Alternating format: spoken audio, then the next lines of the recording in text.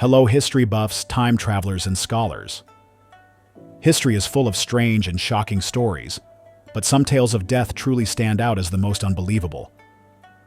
From bizarre accidents to chilling events that seem too wild to be true, these moments leave us questioning how they could have ever happened.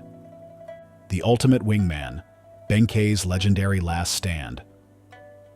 Let's kick things off with the incredible story of Benkei, the ultimate wingman in history. In 12th century Japan, the streets of Kyoto were bustling with monks, temples, and tradition. But one man stood out from the crowd, literally. Benkei was a massive 6 feet 6 inches warrior monk, towering over everyone around him. Dressed in robes and carrying a naginata, a weapon that was part sword and part spear, he didn't look like the peaceful monks people were used to seeing. His mission wasn't spiritual, it was personal. Benkei believed samurai were arrogant and undeserving of their high status in society. To prove his point, he challenged samurai to duels, defeating them and taking their swords as trophies. By this night, Benkei had already collected 999 blades. Now, he was hunting for one final duel to complete his quest. As he roamed the streets, Benkei heard the sound of a flute near a shrine. Following the melody, he found a small samurai playing the instrument. Around the samurai's waist was a beautiful gilded katana, a perfect addition to Benkei's collection. Confident in his abilities, Benkei challenged the man to a fight. To his surprise, the samurai calmly agreed. They walked to a nearby bridge, drew their weapons, and faced off. Benkei, used to dominating his opponents with his size and strength, rushed in, but the small samurai outmaneuvered him and won the duel. Stunned, Benkei watched as the samurai sheathed his blade and walked away without taking his life. The loss haunted Benkei. He couldn't understand how he, a battle-hardened warrior, had been bested by someone so small. His frustration grew into obsession, and he decided to find the samurai for a rematch. Days later, Benkei challenged him again near a temple. Once more, Benkei was defeated. This time, however, he accepted his defeat with humility. Bowing to the samurai, he pledged to abandon his life as a warrior monk and instead serve the man as his loyal follower. The samurai revealed himself as Minamoto no Yoshitsune, a member of the legendary Minamoto clan. The two became inseparable, and Benkei faithfully followed Yoshitsune on his adventures. Together they fought in the brutal Genpei War, a conflict between the Minamoto and Taira clans. After years of battle, the Minamoto clan emerged victorious, and Yoshitsune's half-brother, Yoritomo, became the new shogun. However, peace didn't last. Jealousy and mistrust drove the brothers apart, and Yoshitsune was forced to flee with Benkei by his side. They sought refuge under the protection of another clan, but even that alliance crumbled under pressure from Yoritomo. Betrayed, Yoshitsune and Benkei found themselves surrounded by an army of 500 men at their final stand. As the enemy prepared to attack, Yoshitsune decided to commit seppuku, a ritual suicide, to preserve his honor. To buy him time, Benkei took a position on the narrow bridge leading to the castle. Armed with his naginata, he faced the enemy alone. Wave after wave of soldiers charged at him, but Benkei held his ground, cutting down anyone who dared to cross. Despite their superior numbers, none could break through. In some versions of the story, it's said that Benkei killed as many as 300 men on the bridge. Realizing their soldiers were too terrified to continue, the enemy commander ordered archers to shoot Benkei from a distance. Arrows rained down on him, piercing his body again and again, but he didn't flinch. The sight of Benkei standing tall, seemingly unaffected, froze the attackers in their tracks. Finally, after a long standoff, the enemy cautiously approached the bridge. When they reached Benkei, they discovered the truth. He was already dead. Even in death, he remained upright, supported by his weapon, creating the illusion that he was still ready to fight. Benkei's legendary last stand bought Yoshitsune enough time to complete his ritual and die with honor. To this day, Benkei is remembered as a symbol of loyalty, courage, and unwavering strength. His story shows the lengths a true ally will go to protect and support the people they care about. The Rise of Admiral Yi, Korea's naval hero. The story of Yun Shin, one of Korea's most legendary naval commanders, is a riveting tale of resilience, strategy, and determination during one of the most turbulent times in the country's history.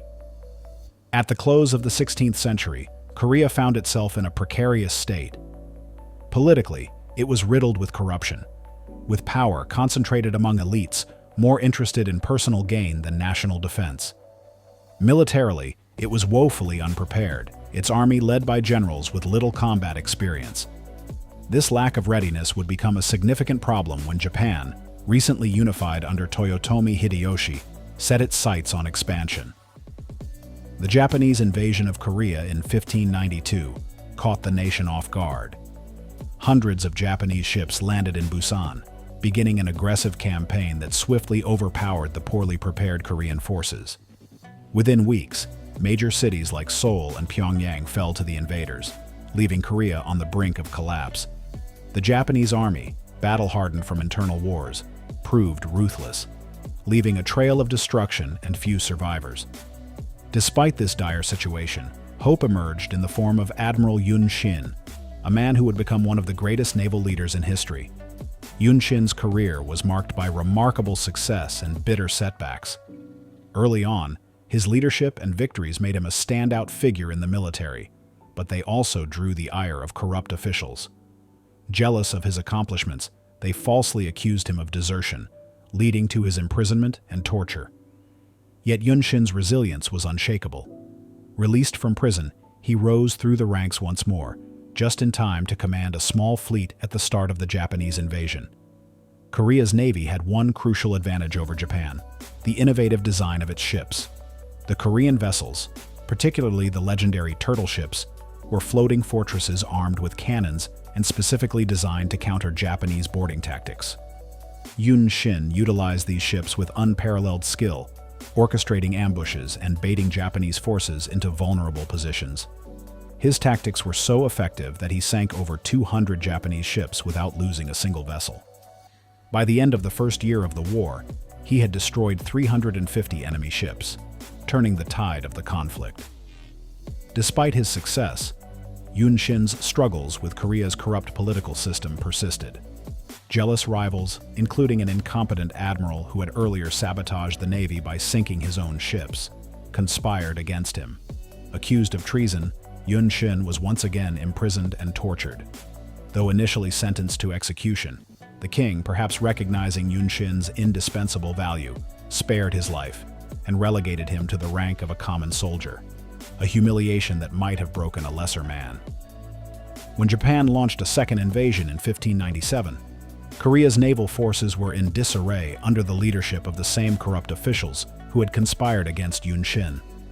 The disastrous management resulted in significant losses, forcing the king to reinstate Yun Shin.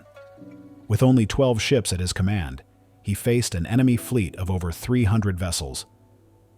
Against all odds, Yun Shin's tactical brilliance led to a decisive victory at the Battle of Myeongyang, cementing his legacy as a master strategist. Yun Shin's extraordinary courage and ingenuity not only saved Korea from complete annihilation, but also solidified his place in history as one of the most remarkable naval commanders the world has ever seen. His story is a testament to the power of resilience, even in the face of overwhelming adversity. The heroic last stand of Captain Ben L Salamon. Ben L Salamon's story is not only one of exceptional bravery, but also a reflection of the complexities and sacrifices of war.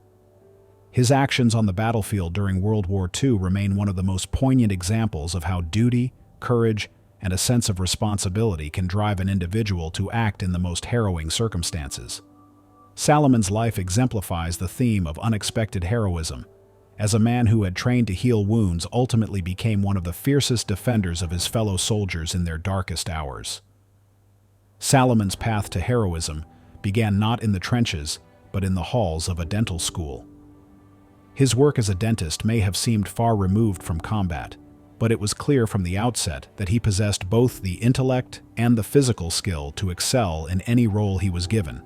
Salamon was known for his calm demeanor and methodical approach to problem-solving, traits that undoubtedly made him an excellent doctor and effective officer. However, it was his deep sense of moral duty that propelled him to go above and beyond the call of duty once war broke out. His willingness to engage directly with the horrors of battle, despite being trained for a non-combatant role, speaks to the character of a man who saw a higher calling in defending his country and his comrades. When Salamon was deployed to Saipan in 1944, he found himself in the midst of one of the fiercest battles of the Pacific War. The Pacific Theater was infamous for its brutal combat, where soldiers often faced entrenched enemy positions, overwhelming numbers, and unforgiving terrain. Yet, the battle for Saipan was marked not only by physical violence, but by the psychological toll it took on the soldiers involved.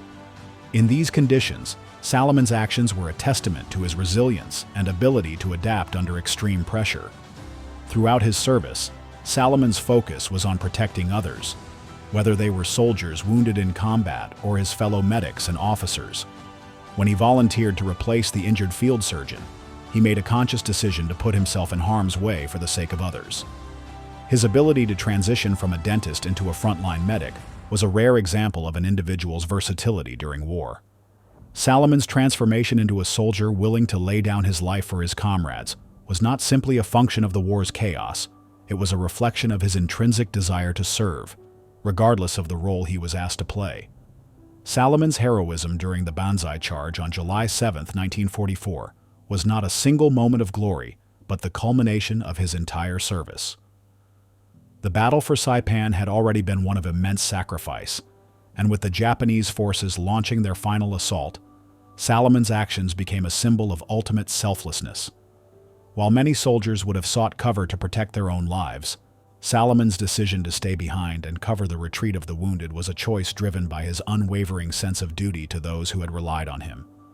Even after his wounds mounted, Salamon continued to fight, not out of personal valor, but out of a deeply ingrained sense of responsibility. His determination to prevent further loss of life and his ability to hold a crucial position under fire demonstrated his tactical brilliance and remarkable fortitude. The sheer number of enemy soldiers he took down is extraordinary. 98 Japanese soldiers killed before he fell, all while suffering from numerous injuries.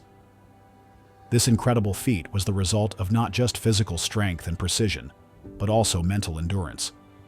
Salamon's ability to keep fighting, even when death seemed inevitable, was a direct reflection of his indomitable will and unbreakable resolve to do whatever was necessary to protect his comrades. After his death, the recognition of Salamon's heroism was delayed, and it took decades for his actions to receive the national honor they deserved. Despite the remarkable evidence of his bravery, the restrictions in the Geneva Convention prohibited medical officers from bearing arms, thus preventing him from being awarded the Medal of Honor immediately. His case is a stark reminder of the many ways bureaucracy can hinder the recognition of true heroism, especially when it involves unconventional acts of bravery outside the standard norms of military conduct. It was only in 2002, following decades of advocacy by his fellow soldiers and military officials, that Salamon's heroism was finally acknowledged with a posthumous Medal of Honor. This long-overdue recognition was a testament to the dedication of those who fought alongside him, as well as to the enduring power of his legacy.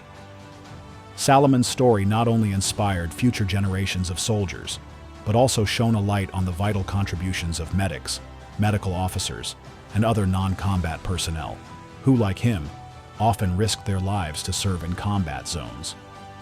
Salamon's legacy continues to resonate today as a reminder of the extraordinary courage of ordinary individuals who rise to the occasion in moments of extreme adversity. His selflessness and willingness to make the ultimate sacrifice for the lives of others transcend his role as a soldier and highlight the universal qualities of compassion, duty, and honor. These outrageous and shocking deaths remind us of the extreme and often bizarre twists of fate throughout history. If you were stunned by these tales, make sure to like and subscribe for more insane stories. Thanks for tuning in.